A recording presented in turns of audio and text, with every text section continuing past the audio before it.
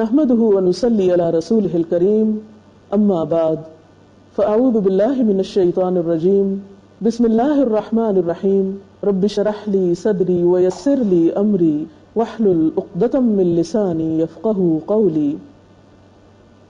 آج سے ہم رمضان المبارک کی آمد پر پروگراموں کا ایک سلسلہ شروع کر رہے ہیں کہ ہم رمضان کیسے گزاریں۔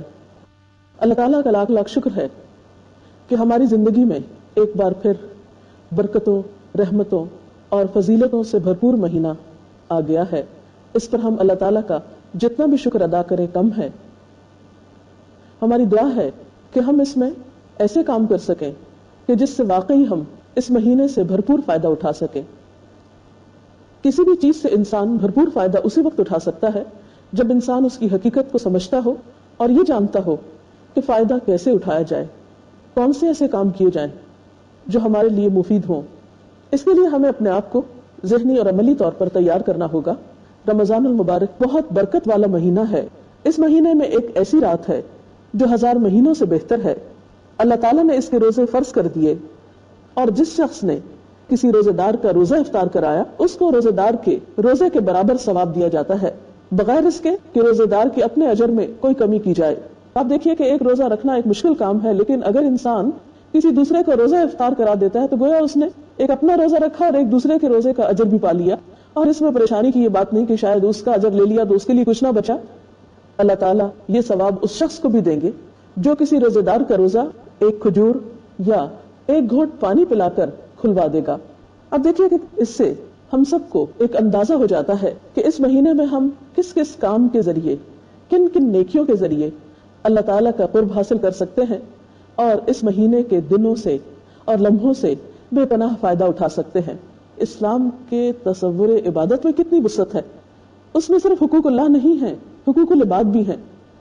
جہاں ایک طرف اللہ تعالیٰ نے اپنی خاطر روزہ رکھنے کا حکم دیا، وہاں دوسری طرف اللہ کی مخلوق، اللہ کے بندوں کے ساتھ ہمدردی اور غمخواری کا سبق بھی دیا اور اس کو بھی عبادت قرار دیا۔ عام مشاہدے کی بات ہے کہ اس مہینے میں عام دنوں کی نسبت انسان زیادہ کھاتا پیتا ہے، زیادہ بہترین نعمتوں سے فائدہ اٹھاتا ہے، اور پھر یہ بھی سکھایا گیا کہ صرف ان نعمتوں سے خود ہی فائدہ نہیں اٹھانا بلکہ دوسروں کو بھی اس میں شریک کرنا ہے، ان لوگوں کو بھی جو خود اتنی استطاعت نہیں رکھتے۔ یہ دنیا کا معاملہ نہیں ہے تو اللہ کے خزانوں کا معاملہ ہے جس میں سب کو دے کر بھی کچھ کمی نہیں آتی۔ تو بہرحال اس شخص کے اجر میں تو کمی نہیں ہوگی جس کا روزہ کھلوایا جائے گا، لیکن روزہ کھلوانے والے کے لیے بے پناہ اجر و ثواب ہے۔ افطاری کے نام سے یہ خیال ضرور آتا ہے کہ شاید اس سے مراد صرف دعوت افطاری ہے یا افطار پارٹی ہے، اور عموماً ایسی چیزیں ایک عام انسان کے لیے پریشانی کا سبب بھی بنتی ہیں، تو اس پہ پریشانی کی ضرورت نہیں ہے۔ اگر کوئی شخص کسی روزے دار کو ایک کھجور کھلا کر، یا اگر یہ بھی میسر نہیں تو صرف پانی کا ایک گھونٹ اگر کوئی دوسرے کو پلا دیتا ہے تو اس پر بھی اس کو اجر و ثواب ہے۔ اور اس میں آپ دیکھیے کہ یہ کام ہم میں سے کسی کے لیے بھی مشکل نہیں ہے۔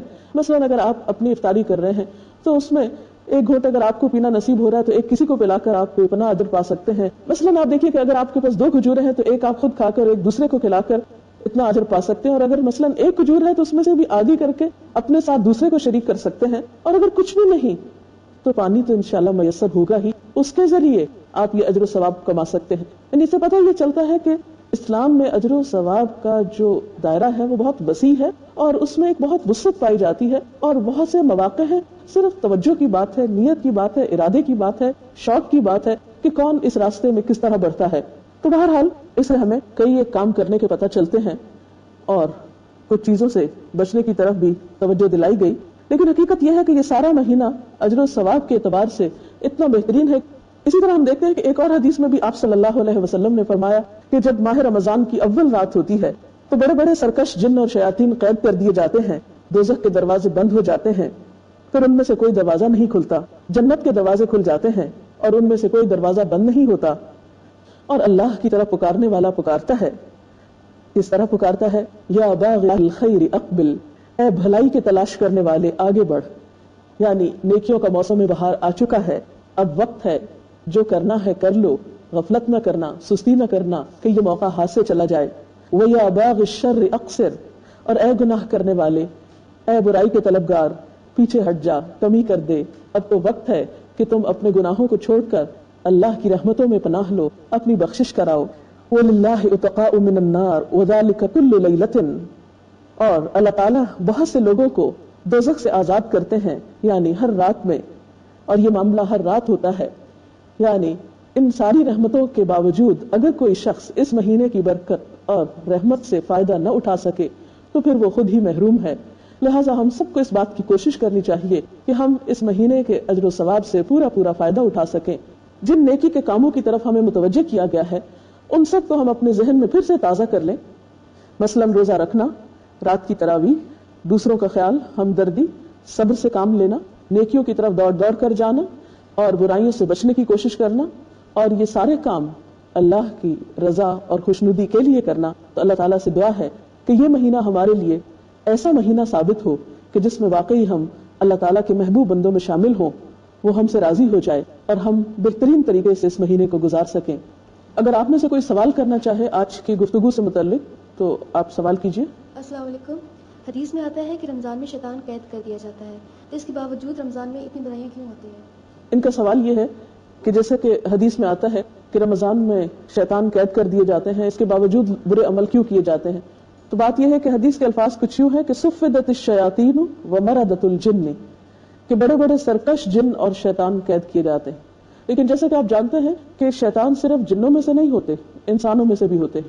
من الجنۃ